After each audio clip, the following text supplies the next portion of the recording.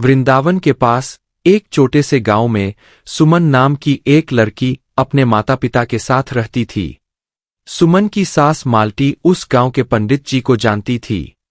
वो अपने बेटे के लिए कोई अच्छी लड़की बताने की बात कहने ही वहां आई हुई थी।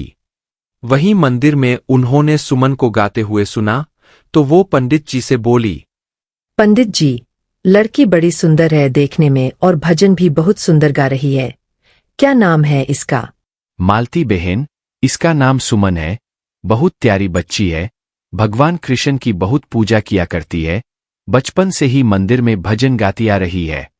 अच्छा, ये तो बहुत अच्छी बात है पंडित जी। अगर कुंडली मिल जाए तो हमारे बेटे मोहन के लिए कैसी रहेगी? ये तो आपने बहुत उठम बात कह दी मालती बहन। लगता है भगवान कृष्ण भी यही चाहते हैं। आप कहो तो मैं अभी बात करवा देता हूँ। यही पास में ही सुमन का घर है। हाँ हाँ, क्यों नहीं पंडित जी। चलिए पहले सुमन से मिल लेते हैं, फिर उसके बाद उसके माता पिता से भी मिल लूंगी। सुमन बिटिया, अरे इधर आओ, ये मालती बहन है। नमस्ते बेटी, मुझे तुम्हारे माता पिता से मिलना है। जी, मैं आपको अभी घर ले चलती हूँ। सुमन मालती बहन और पंडित जी को घर ले जाती है। पर घर जाकर जब मालती बहन सुमन का हाथ अपने बेटे के लिए मांगती है तो सब हैरान रह जाते हैं। हमारी सुमन के तो भागे खुल गए, जो इतनी बड़ी घर का रिश्ता आया है।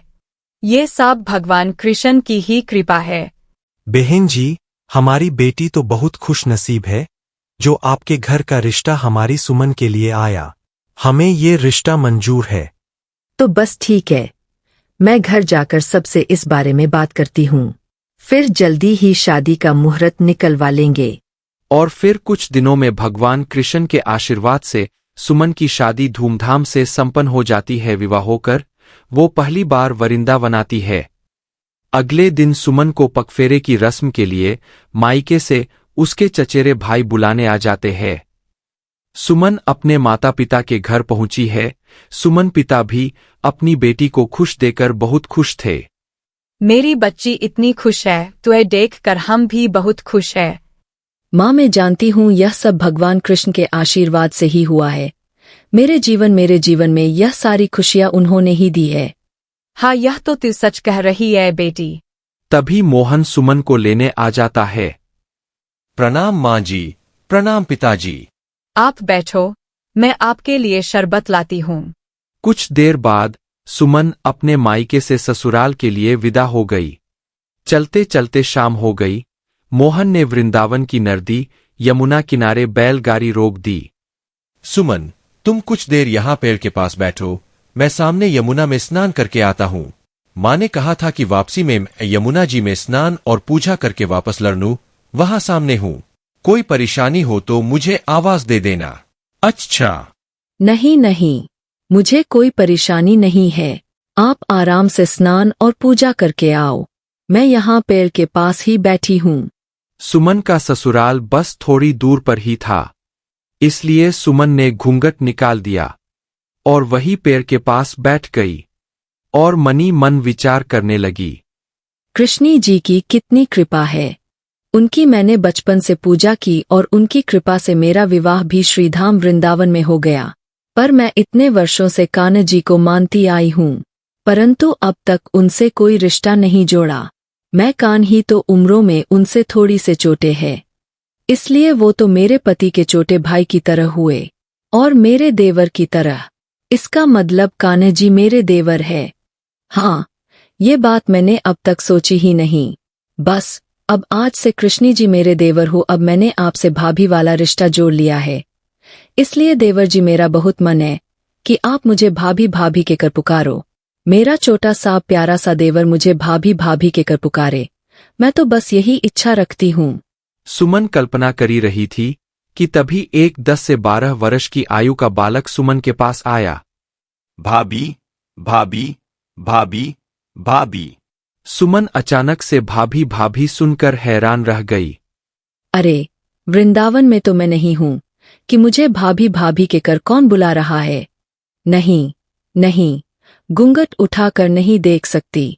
गांव के किसी बड़े बूढ़े ने देख लिया तो अच्छा नहीं लगेगा। बालक बार बार भाभी भाभी पुकार था पर सुमन कोई उत्तर नहीं दे रही थी। भाभी, तने का अपना चेहरा तो दिखाए दे। ये बालक तो बड़ी जिद कर रहे हैं। लेकिन उस बालक ने घूंघट उठाई लिया और सुमन का चेहरा देखकर मुस्कुराते हुए भाभी भाभी कहकर वहां से भाग गया। थोड़ी देर में सुमन का पति मोहन आ गया। सुमन ने सारी बात मोहन से कही। कोई बात नहीं, शरारती बच्चा होगा और फिर बच्चे तो शरारत करते ही है। खैर छोड़ो, तुम घबराओ नहीं, अब मैं हूं, अब कोई नहीं आएगा, चलो हम घर चलते हैं। सुमन ने मोहन की बात पर गौर किया और सोचा कि शायद छोटा बच्चा है, शरारत ही कर रहा होगा, इसलिए उस बात को सुमन ने बहुत ज्यादा नहीं सोचा। फिर दोनों घर लौट आए। कुछ दिन बाद सुमन की सास ने अपने बेटे से कहा, मोहन बेटा देख, तेरा विवाह हो गया, बहू मायके से भी आ गई, पर तुम दोनों अभी तक बाके बिहारी जी के दर्शन के लिए नहीं गए। सोच रही हूँ सुमन के माता पिता को भी वही बुला लेते हैं। सब एक साथ मिलकर मंदिर में दर्शन करेंगे तो खूब आनंद आएगा और सुमन भी खुश हो जाएगी। तो ठीक है माँ, मैं मंदिर जाने का सारा इंतजाम कर लेता हूँ। अगले दिन सब मिलकर कृष्ण जी मंदिर में दर्शन के लिए जाते हैं। सुमन बहुत खुश थी जो बाके बिहारी जी के दिखा, तो बाके बिहारी जी के जगह वही बालक मुस्कुराता हुआ दिखा तो सुमन एकदम से हैरान रह गई। ये तो वही बालक है जो उस दिन मुझे भाभी भाभी के कर पुकार रहा था। माँ जी माम, उस दिन यमुना जी के किनारे ऐसी मन में सोच रही थी कि कान्हा जी मेरे देवर है और वो मुझे भाभी भाभी के कर पुकार रहे। मैंने उनसे अपना देवर भाभी का रिश्ता जोड़ा और उस दिन उन्होंने मुझे सचमुच देवर के रूप में दर्शन दिए। कितनी अभागी हूँ, कान्हा जी को पहचान ही नहीं पाई। सुमन बेटी, तेरी पूजा का फल भगवान कृष्ण ने तुझे दे दिया। अब से वो तेरे देवर बनकर ही रहेंगे और तू उनकी भाभी। भगवान कृष्ण और राधा रानी पृथ्वी पर भ्रमण के लिए निकले। राधा रानी श्री कृष्ण से बोली, कान्हा, तुम्हें पता है होली का त्योहार आ गया है। देखो सब धरतीवासी होली की तैयारियों में जुटे हैं। ये सब देखकर मुझे द्वापर युग का स्मरण हुआ आया। हाँ राधे, कितने मनमोहक दिन हुआ करते थे। पूरा गोगल, बरसाना और मथुरा नगरी होली के रंग में रंग जाती थी। कान्हा, चलो न हम धरती पर थोड़ी देर रुककर होली की उन पावन दिनों को याद करें। ठीक है राधे, चलो देखते हैं होली के रंगों की बौछार। राधा कृष्ण ने एक साधारण पुरुष और स्त्री का रूप बनाया और एक गांव में पहुंचे। हर तरफ होली की धूम थी। गांव का बाजार सजा हुआ था। धरतीवासी रंग और गुलाल से होली खेलकर आनंद ले रहे थे। चलते चलते राधा कृष्ण की नजर एक घर पर पड़ी जहां एक औरत दो छोटे छोटे बच्चों को डांट रही थी। कान खोल कर सुन लो तुम दोनों, कल होली का त्योहार है। अगर आज तुम दोनों ने घर का सारा काम खत्म नहीं किया तो कल होली के दिन तुम दोनों को भूखा रखूंगे। हाँ राधे, ये इन बच्चों की माँ तो नहीं हो सकती, क्योंकि माँ अपने बच्चों से ऐसे व्यवहार कभी नहीं करती। कान्हा, चलो छुप कर देखते हैं कि माजरा क्या है। बबलू, रो मत, हम जल्दी जल्दी काम कर लेंगे, न तो फिर कल चाची होली खेलने देंगी। पर दीदी दोपहर हो चुकी है, रात तक हम इतना सारा काम अकेले कैसे करेंगे। बबलू और पिंकी दोनों बच्चे अनाथ हैं। उनके माता पिता अब इस दुनिया में नहीं है। वे दोनों चाचा चाची के साथ रहते हैं। उन्हें दुख में देखकर राधा कृष्ण से रहा नहीं गया और वे उनकी सहायता के लिए घर के भीतर जाने लगे। राधे, हमें इन दोनों बच्चों की सहायता करनी होगी। कैसे कान्हा, हम क्या कहकर इन दोनों बच्चों की सहायता करेंगे।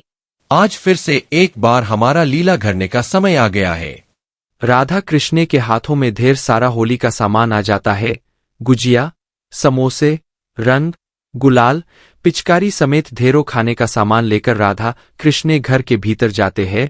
बबलू और पिंकी की चाची उन्हें देख लेती है। अरे अरे अरे, किससे मिलना है आपको? मैंने आपको पहचाना नहीं। आपने हमें नहीं पहचाना, पर हम आपको बहुत अच्छे से जानते हैं। आपका नाम सुषमा है ना? हाँ, नाम तो आपने मेरा सही लिया है। आप मुझे पहले से जानते हो। अच्छा, आप हमें इसलिए नहीं पहचान रहे हैं क्योंकि जानकी दीदी की शादी में हमारा आना नहीं हुआ था। हम बबलू और पिंकी के दूर के माम मामी लगते हैं। शहर से कभी गांव आना नहीं हुआ। सोचा ही सोली जानकी दीदी और बाकी सबसे भी मिल लेंगे ये सामान।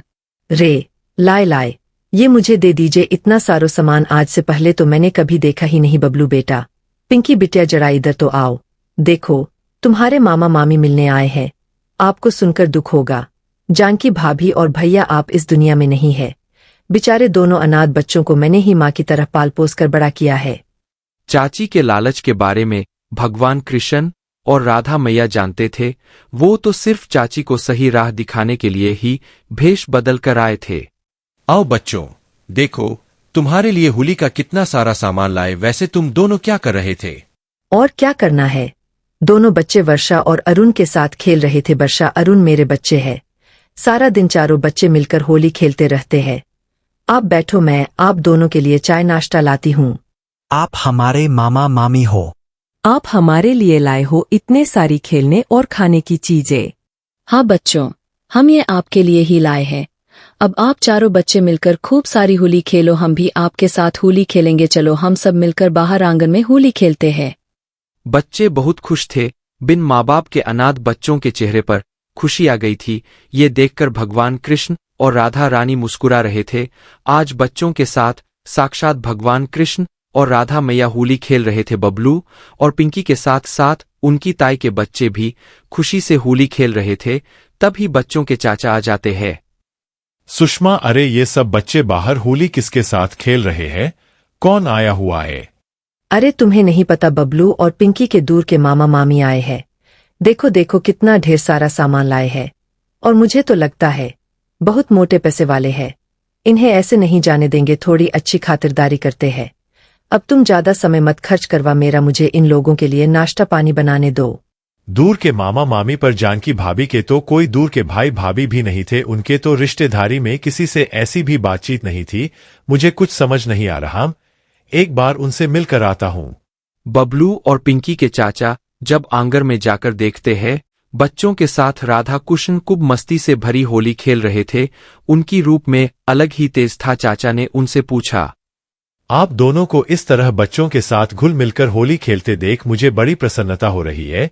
पर अगर आप बुरा ना माने तो मैं समझ नहीं पा रहा हूँ कि बच्चों के मामा मामी कभी इस बारे में जानकी भाभी ने जिक्र नहीं किया। आपको पहचान नहीं पा रहा हूँ। राधे, लगता है अब हमें अपने असली रूप में आना ही पड़ेगा। हाँ कान्हा, लगता है वह घड़ी आ गई है जब हमें इन्हें अपना आशीर्वाद प्रदान करे। देखते ही देखते राधा कृष्ण अपने असली रूप में आ जाते हैं। आंगन में तेज रोशनी होती है, फूलों की वर्षा होने लगती है। रसोई में खड़ी सुषमा की नजर राधा कृष्ण भव्य रूप पर जाती है और वह रसोई से दौड़ी हुई आती है। हमने तो इन दोनों अनाथ बच्चों की पुकार को सुना तो हम भीतर चले आए। बच्चों में हमारा ही रूप है, इसलिए कभी इन बच्चों को तंत मत करना। अगर इन्हें दुख होगा तो हमें दुख होगा, ये बात हमेशा याद रखना। आज हमारे साथ होली खेलकर इनके चेहरे पर खुशी आ गई। आपस में बैर भाव मिटाकर प्रेम की होली खेलो ताकि हमारा आशीर्वाद तुम्हारे ऊपर बना रहे। मुझे माफ कर दो प्रभु। हे कृष्ण, हे राधा रानी, मुझसे बहुत बड़ी भूल हो गई, मुझे क्षमा कर दो प्रभु। अब इन बच्चों से कभी नफरत नहीं करूंगी। प्रभु, आपके दर्शन पाकर हम धन्य हो गए। सब लोग मिलकर भगवान कृष्ण और राधा मैया के सामने शीश झुकाते हैं। इसके पश्चात राधा कृष्ण अंतर ध्यान हो जाते हैं। सुषमा बबलू और पिंकी को गले से लगा लेती है।